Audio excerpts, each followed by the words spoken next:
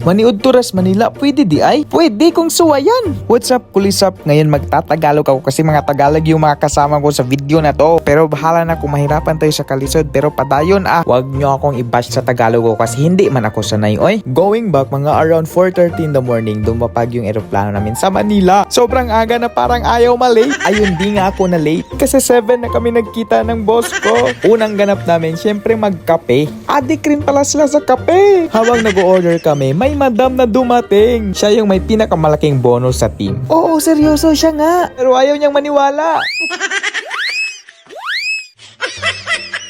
Pero siya nga yung nang libre dyan kasi tingnan nyo naman, card lang yung gamit niya. Apakayaman! Next agenda naman ay dumiretso kami dun na sa grocery store para mamili ng pang Christmas basket. Sobrang generous talaga ng boss namin. Akalain nyo, 7 lang kami sa team pero sobrang dami niyan. Yan tuloy si madam, sobrang busy kaka-calculate. Yung ending mali pa rin. Siyempre, di makakalimutan yung panghanda tuwing Pasko at bagong taon.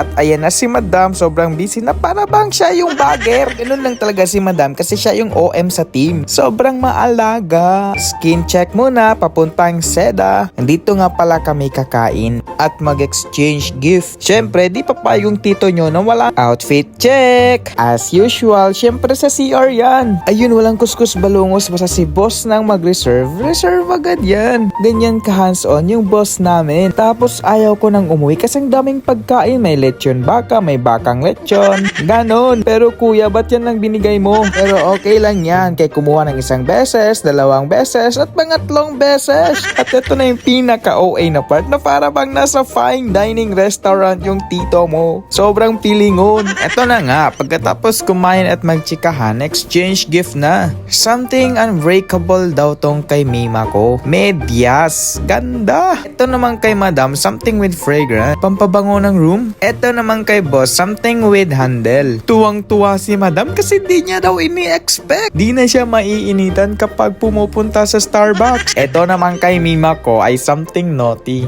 Di ini-expect ni madam kung anong makikita niya. Ayun, pagkakita niya parang ayaw niyang hawakan. Gusto niyang sindihan agad. Eme. Yes, that was really fun. Kaya sobrang thank you sa nakaisip ng pakulo na to. Ayan, tapos nang kumain at nag-alsa balutan na. Inihatid na namin si Mima ko sa kotse niya na uuwi pa yan ng Bulacan. Sobrang fighter. At yun, isa-isa na silang umuwi sa mga bahay nila. Kasi syempre, kailangan din ng pahinga. Kaya ayun, umuwi na sila. Medyo nasara ko ng konti kasi mag-isa na lang ako, eme. Pagkatapos nung wala na sila, ako naglakwatsa ko dito sa BGC. Ako lang mag-isa. Nagbabaka sakaling may ma-organic encounter. Uy, wag ganun. Like, kumain muna ako dito kay Auntie Mary Grace. Yes, Auntie ko yan si Mary Grace. Tapos, check county kung may pending task at kumain ng maraming itlog. Walang kabusugan yung tito nyo. Katapos nun, nagtingin-tingin ako ng sasakyan at pinasakay pa ako dito sa Raptor na para bang bibili.